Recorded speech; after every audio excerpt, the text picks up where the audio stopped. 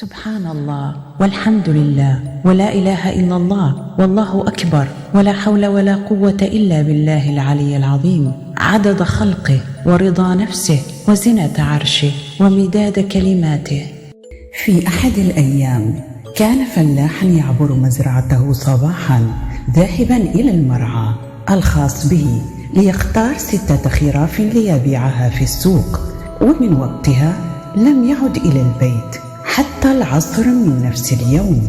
خرجت زوجته بقلق مع ابنه يبحثان عن الأب الغائب، وعندما فشلا في العثور عليه قاما بإبلاغ الشرطة. في اليوم التالي وصلت الشرطة إلى القرية الصغيرة في فرنسا للبحث عن الفلاح المفقود.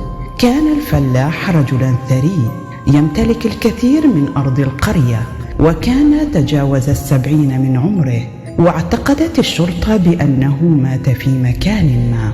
وصل المخبر في عصر يوم 4 من أكتوبر من عام 1938، وكان معه 2 مساعدان له من المخبرين. قاموا بالبحث عن الرجل العجوز في الأرض التي يملكها وفي الغابات بمساعدة عمدة القرية والبوليس المحلي وبعض الفلاحين.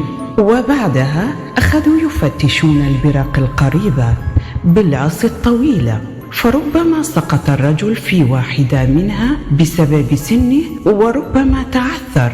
ذكرت زوجة أحد الفلاحين الذين يعملون في أرض الفلاح العجوز أنه رأته وهو يغادر الحقول مع الخراف 6 وهي تحمل الطعام لزوجها، ولم تراه مرة أخرى. استمرت التحريات 3 أيام ولكن لم يستطيعوا حل اللغز. وصل الأمر والقصة إلى دكتور يعمل مدير معهد الميتافيزيقيا في باريس في ذلك الوقت. اتصل الرجل وقتها بمركز الشرطة وقدم خدماته بأنه يستطيع المساعدة في العثور على العجوز المفقود.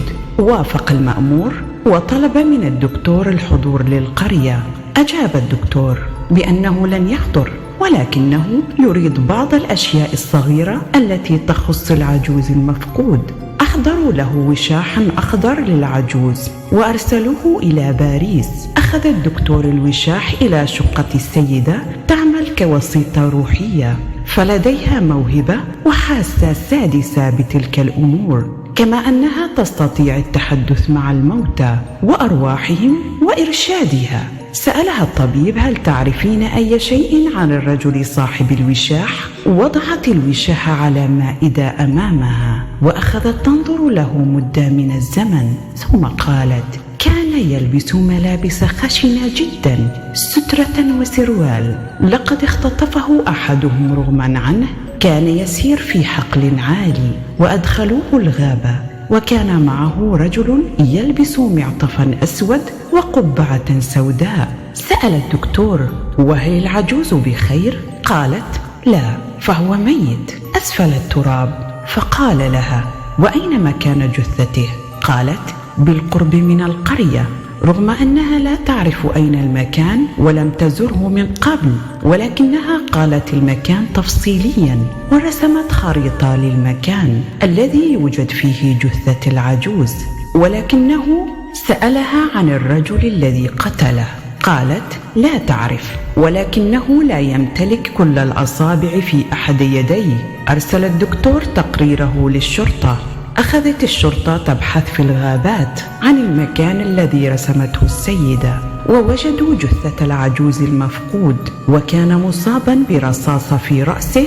وبعدها تم القبض على عامل سيارات عاطل عن العمل، وكان الرجل لديه صوابع مقطوعة وعثروا معه على بندقية. واعترف الرجل بأنه من قتل العجوز.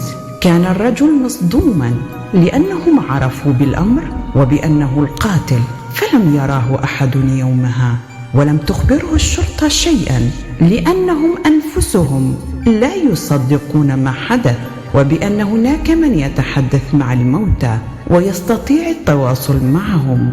وفي يناير من عام 1939 تم إعدام الرجل القاتل. النهاية. اللهم صل وسلم وبارك على نبينا محمد وعلى آله وسلم.